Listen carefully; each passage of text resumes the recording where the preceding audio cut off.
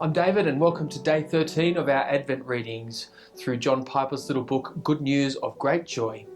Now the point in what we are saying is this: we have such a high priest, one who is seated at the right hand of the throne of majesty in heaven, a minister in the holy places, in the true tent that the Lord set up, not man. They serve as a copy and shadow of the heavenly things.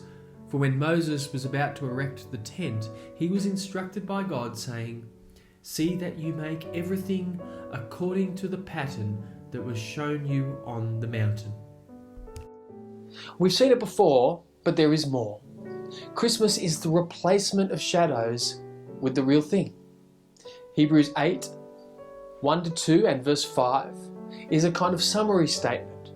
The point is that the one priest who goes between us and God and makes us right with God and prays for us to God is not an ordinary, weak, sinful, dying priest as in the Old Testament days. He is the Son of God, strong, sinless, with an indestructible life.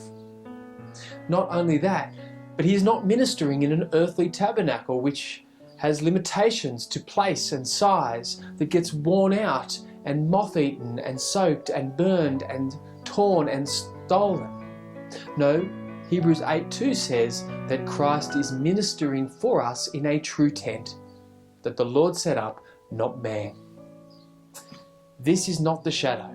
It's the real thing in heaven, and the reality that cast a shadow on Mount Sinai for Moses to copy. According to Hebrews 8:1, another great thing about the reality, which is greater than the shadow, is that our high priest is seated at the right hand of the majesty in heaven. No Old Testament priest could ever say that. Jesus deals directly with God the Father. He has a place of honor beside God. He is loved and respected infinitely by God. He is constantly with God.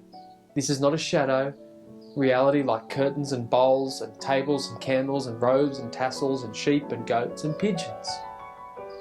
This is final, ultimate reality.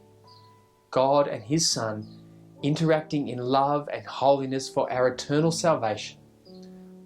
Ultimate reality is the person of the Godhead in relationship, dealing with each other in concerning how their majesty and holiness and love and justice and goodness and truth shall be manifest in a redeemed people.